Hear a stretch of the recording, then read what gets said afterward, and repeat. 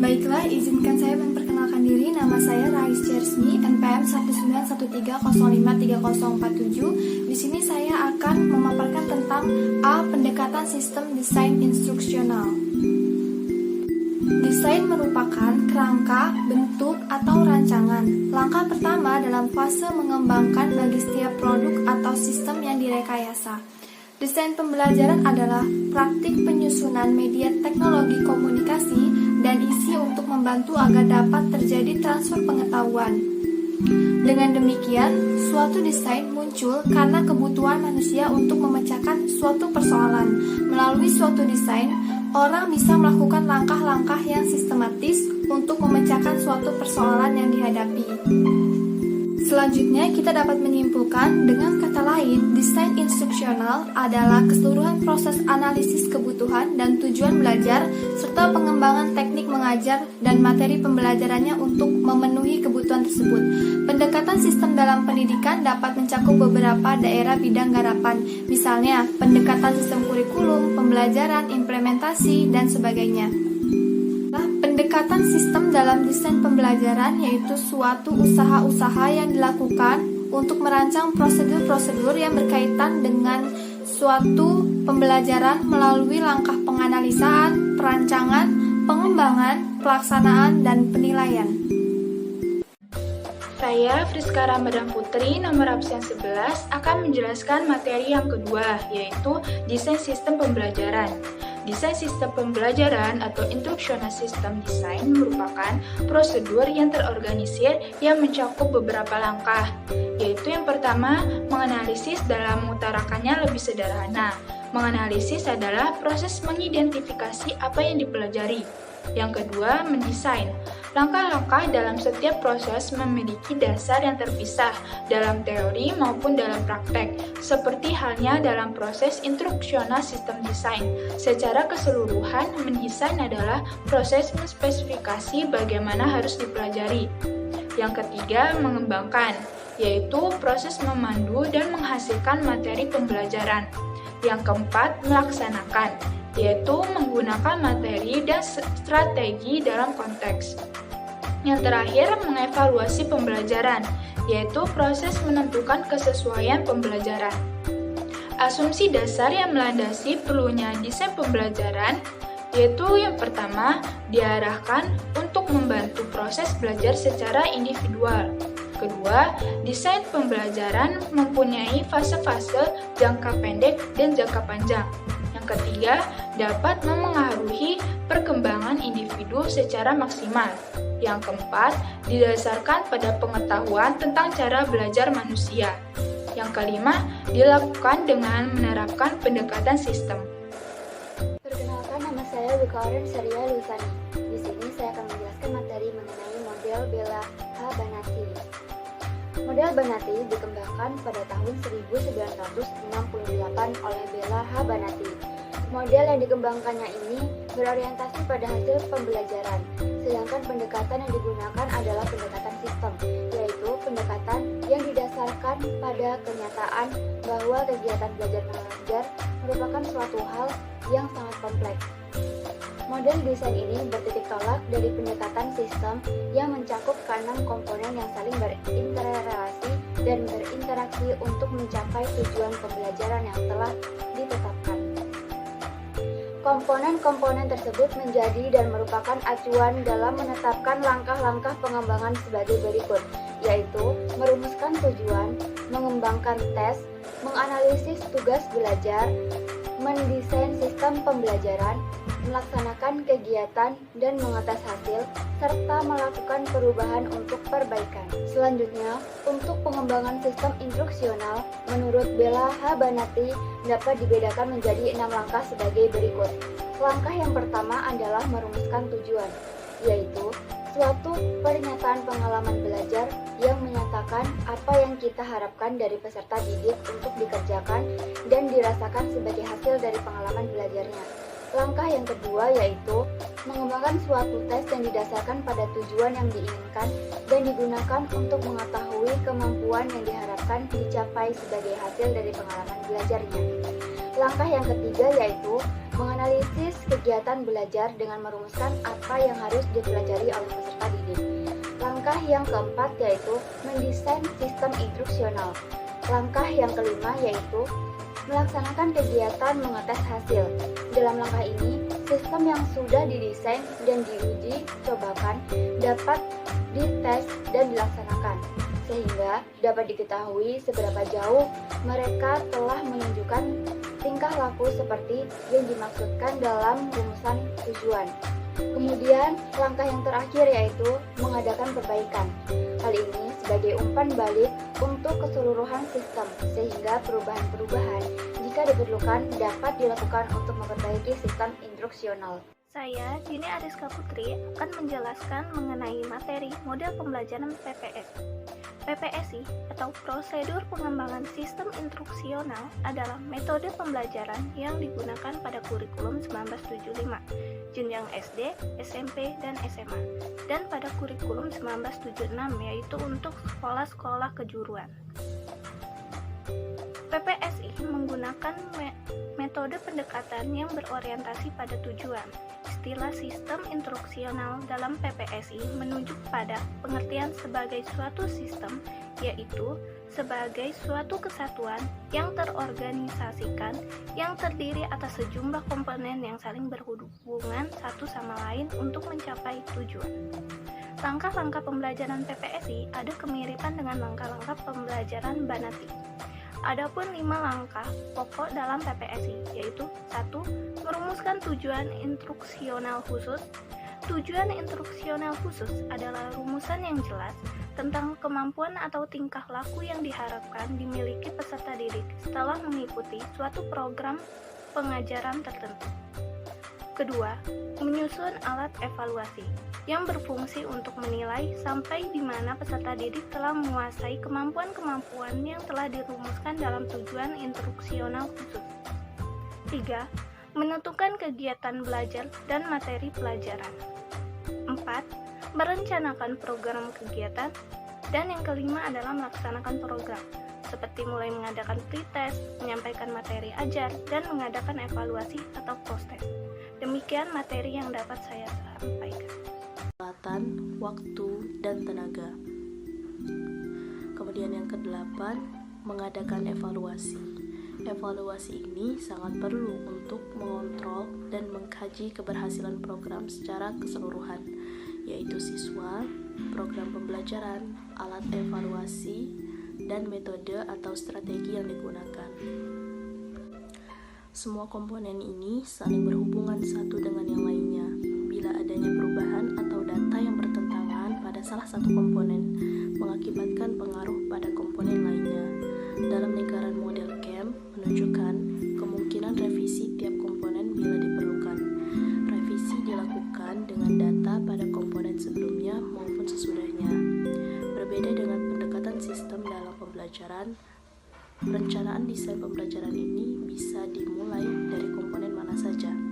Jadi, perencanaan desain boleh dimulai dengan merencanakan pokok bahasan terlebih dahulu atau mungkin dengan evaluasi. Komponen mana yang didahulukan serta diprioritaskan yang dipilih bergantung kepada data apa yang sudah siap, tersedia, situasi, dan kondisi sekolah, atau bergantung pada pembuatan perencanaan itu sendiri. Baiklah, saya Radatul Warita Ilahiyah akan menjelaskan materi mengenai model pembelajaran CAM. Gerald E. Camp berasal dari California State University di San Jose. Camp mengembangkan model desain instruksional yang paling awal bagi pendidikan. Model CAM memberikan bimbingan kepada para siswanya untuk berpikir tentang masalah-masalah umum dan tujuan-tujuan pembelajaran. Model ini juga mengarahkan para pengembang desain instruksional untuk melihat karakteristik para siswa serta menentukan tujuan-tujuan belajar yang tepat. Perencanaan desain pembelajaran model CAM dapat digunakan pada tingkat sekolah dasar, sekolah lanjutan, maupun perguruan tinggi. Desain pembelajaran model CAM ini dirancang untuk menjawab 3 pertanyaan, yakni yang pertama, apa yang harus dipelajari siswa meliputi tujuan pembelajaran. Yang kedua, apa atau bagaimana prosedur dan sumber-sumber belajar apa yang tepat untuk mencapai hasil belajar yang diinginkan, yaitu meliputi kegiatan, media, dan sumber belajar yang digunakan. Kemudian yang ketiga, bagaimana kita tahu bagaimana hasil belajar yang diharapkan telah tercapai, meliputi evaluasi. Langkah-langkah pengembangan desain pembelajaran model CAM terdiri dari 8 langkah, yakni yang pertama, menentukan tujuan instruksional umum atau TIU atau kompetensi dasar, yakni tujuan umum yang ingin dicapai dalam mengajarkan masing-masing pokok bahasan. Yang kedua, membuat analisis tentang karakteristik siswa. Analisis ini diperlukan antara lain untuk mengetahui apakah latar belakang pendidikan dan sosial budaya siswa memungkinkan untuk mengikuti program serta langkah-langkah apa yang perlu diambil. Yang ketiga, menentukan tujuan instruksional secara spesifik, operasional, dan terukur, atau dalam KTSP adalah indikator. Dengan demikian, siswa akan tahu apa yang harus dikerjakan, bagaimana mengerjakannya, dan apa ukurannya bahwa ia telah berhasil. Bagi guru, rumusan ini akan berguna dalam menyusun tes kemampuan atau keberhasilan dan pemilihan materi atau bahan ajar yang sesuai. Yang keempat, menentukan materi atau bahan ajar yang sesuai dengan tujuan instruksional khusus atau indikator yang telah dirumuskan. Masalah yang sering dihadapi guru-guru adalah begitu banyaknya materi pelajaran yang harus diajarkan dengan waktu yang terbatas. Demikian juga timbul kesulitan dalam mengorganisasikan materi atau bahan ajar yang akan disajikan kepada para siswa. Dalam hal ini diperlukan ketepatan guru dalam memilih dan memilah sumber belajar, materi, media, dan prosedur pembelajaran yang akan digunakan. Yang kelima, menetapkan tes awal. Ini diperlukan untuk mengetahui sejauh mana pengetahuan awal siswa dalam memenuhi prasyarat belajar yang dituntut untuk mengikuti program pembelajaran yang akan dilaksanakan. Dengan demikian, guru dapat memilih materi yang diperlukan tanpa harus menyajikan yang tidak perlu, sehingga siswa tidak menjadi bosan. Yang keenam, menentukan strategi belajar mengajar, media, dan sumber belajar.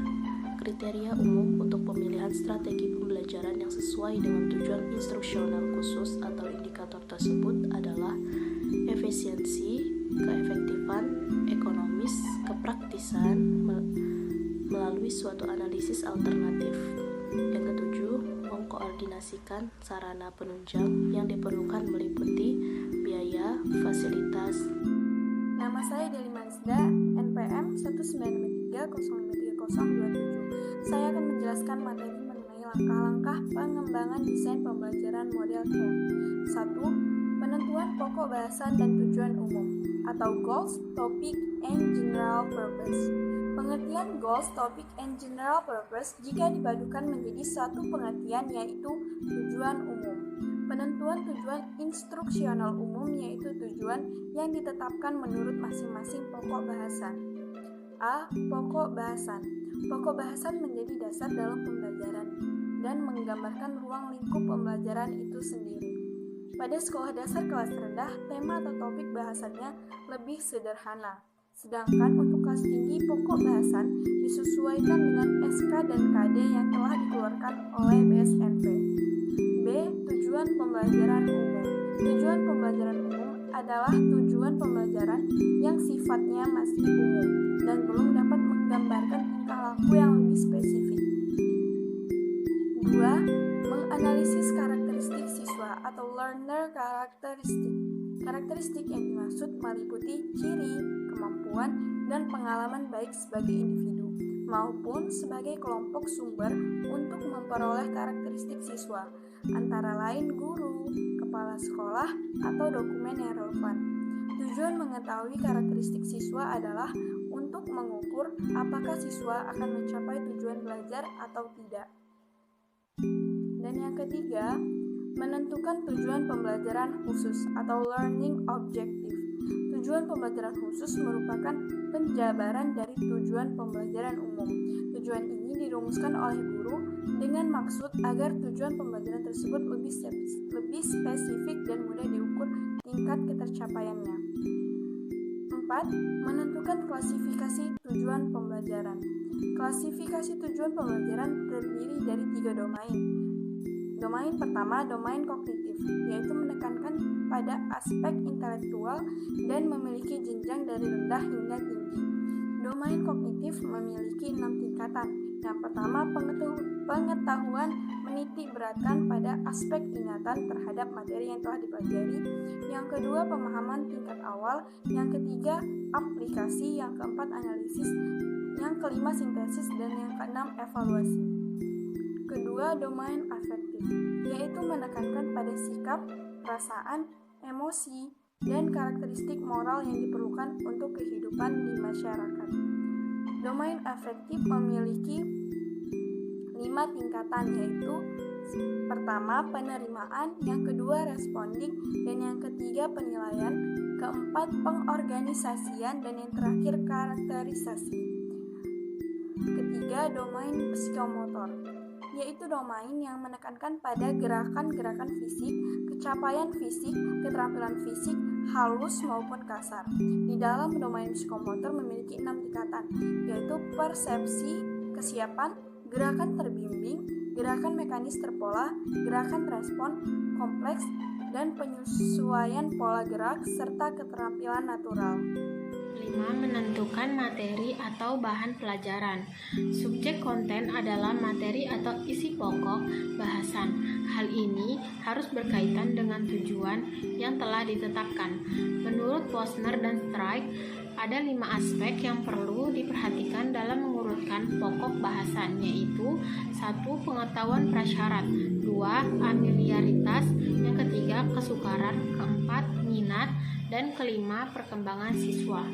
Setelah isi pokok bahasan diurutkan, maka langkah selanjutnya adalah menentukan strategi awal pembelajaran. 6. Mengadakan penjajakan awal. Langkah ini sama halnya dengan tes awal, yang fungsinya untuk mengetahui kemampuan yang dimiliki siswa. Apakah telah memenuhi syarat belajar yang ditentukan ataukah belum? Ini diperlukan untuk mengetahui sejauh mana pengetahuan awal siswa dalam memenuhi prasyarat belajar yang dituntut untuk mengikuti program pembelajaran yang akan dilaksanakan.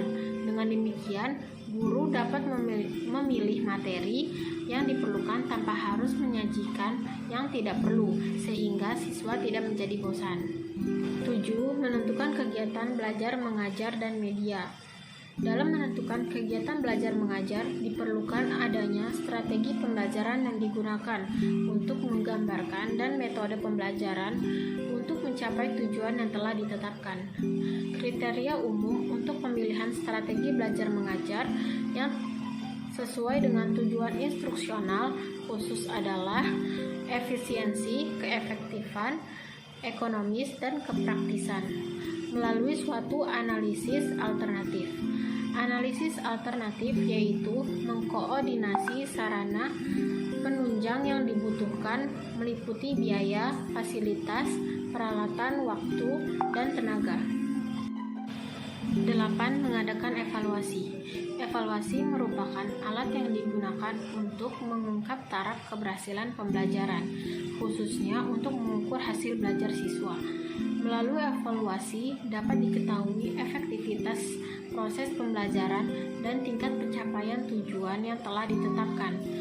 Evaluasi yang baik adalah alat yang tepat, dapat dipercaya dan memadai. Pengukuran tingkat keberhasilan siswa dapat dilakukan dengan menggunakan tes tertulis, tes lisan, dan tes praktek. Evaluasi merupakan laporan akhir dari proses pembelajaran, khususnya laporan tentang kemajuan prestasi belajar siswa. Evaluasi secara otomatis merupakan pertanggungjawaban guru dalam pelaksanaan pelaksanaan proses pembelajaran. Di dalam model pembelajaran camp ini terdapat dua model evaluasi, yaitu evaluasi formatif dan evaluasi sumatif. Kelebihan dalam model pembelajaran camp ini, di setiap melakukan langkah atau prosedur terdapat revisi terlebih dahulu, gunanya untuk menuju ke tahap berikutnya. Tujuannya adalah apabila terdapat kekurangan atau kesalahan di tahap tersebut, dilakukan perbaikan terlebih dahulu sebelum melangkah ke tahap berikutnya. Kekurangan dari model pembelajaran camp ini sedikit mengarah ke pembelajaran klasikal atau pembelajaran di kelas. Oleh karena itu, peran guru di sini mempunyai pengaruh yang besar karena mereka dituntut dalam rangka program pembelajaran, instrumen evaluasi, dan strategi pengajaran.